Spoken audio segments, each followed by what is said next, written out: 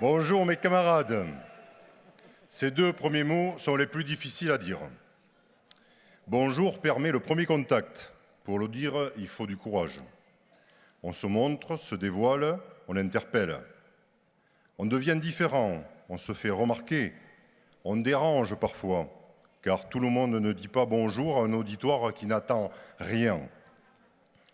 On croise des regards fuyants ou interrogatifs, voire gênés. Mais pour appréhender l'attention, on n'a rien trouvé de mieux. C'est ce que je suis en train d'essayer de faire.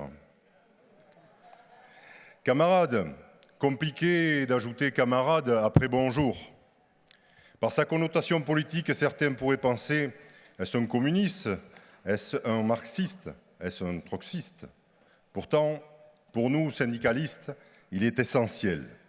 Il détermine notre engagement, notre volonté à parler à toutes et tous, au même niveau, entre camarades tout simplement. Il fait partie de nos valeurs, de notre identité.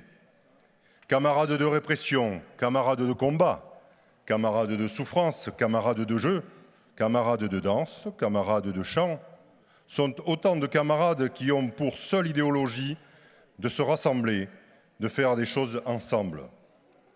Alors camarades, si vous désirez syndiquer, si vous souhaitez rassembler autour de vous et vos revendications, si vous désirez en créer de nouvelles, commencez par dire bonjour camarades.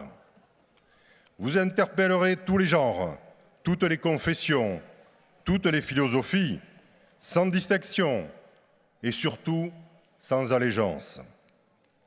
Maintenant, je ne suis pas là pour vous faire la leçon, j'ai juste planté le décor.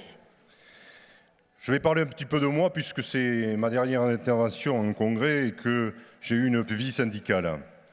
J'étais syndiqué en 1981.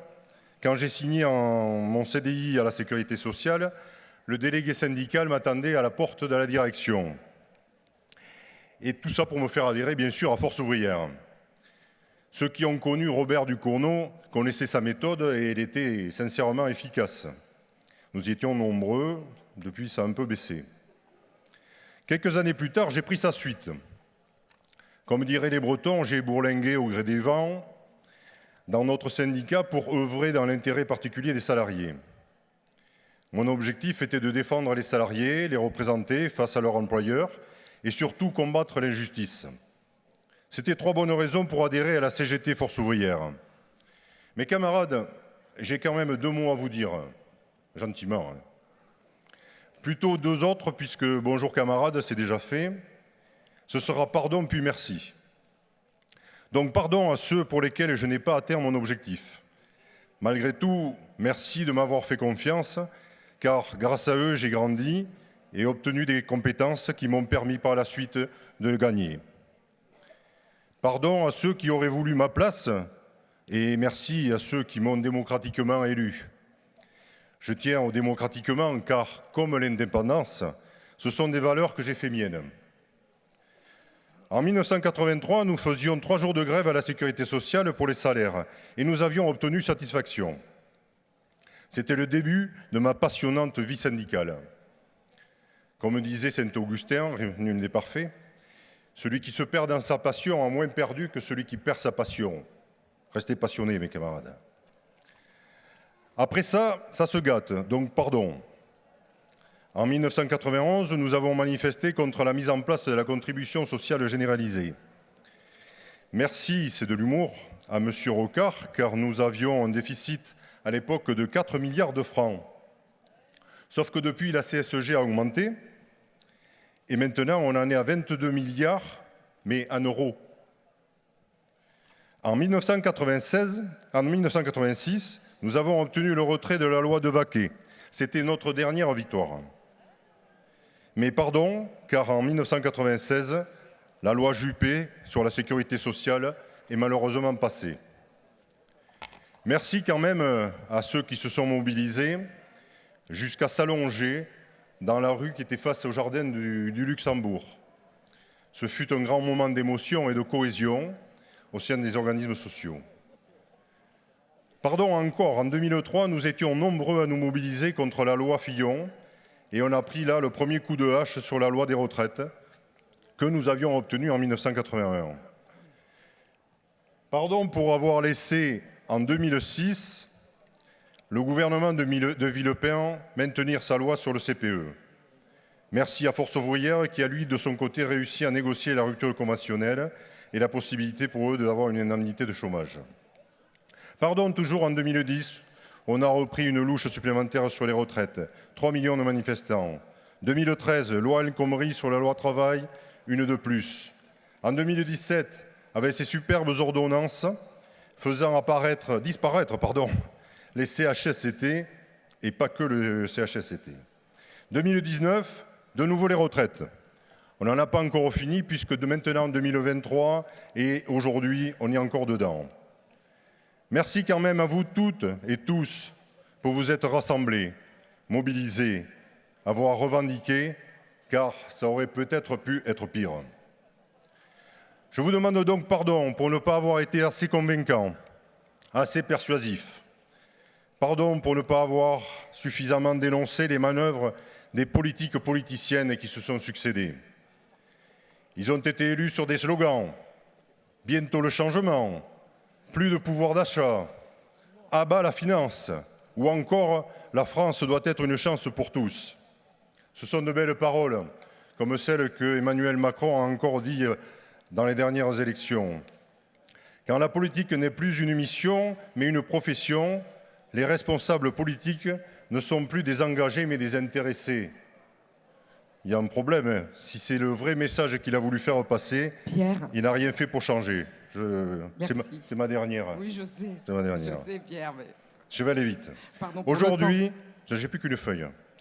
Aujourd'hui, la classe des politiques est plus forte que la classe des riches.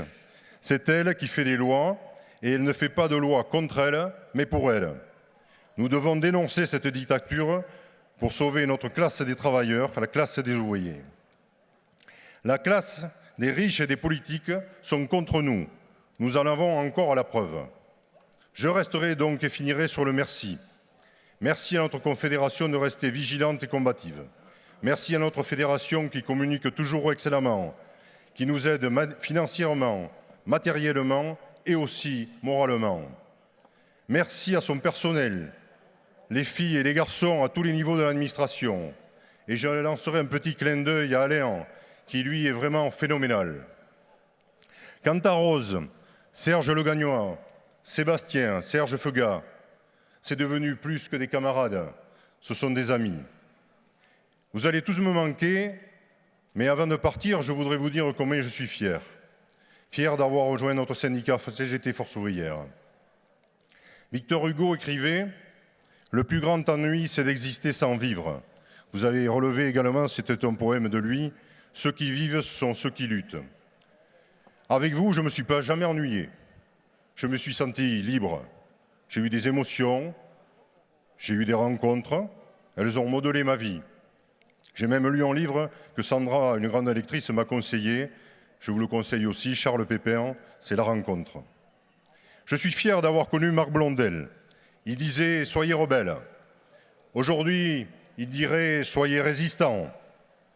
C'est pour cela que je vous ai préparé une surprise. J'espère y arriver. Je vais vous chanter l'hymne du Conseil national de la résistance que j'ai un peu arrangé à la mode syndicale pour qu'elle soit moins guerrière. Amis, entends-tu le vol noir des corbeaux sur nos plaines? Amis, entends-tu les cris sourds du pays qu'on enchaîne? Ohé, partisans, ouvriers et paysans, c'est l'alarme. Ce soir, l'ennemi connaîtra le prix du sang et les larmes.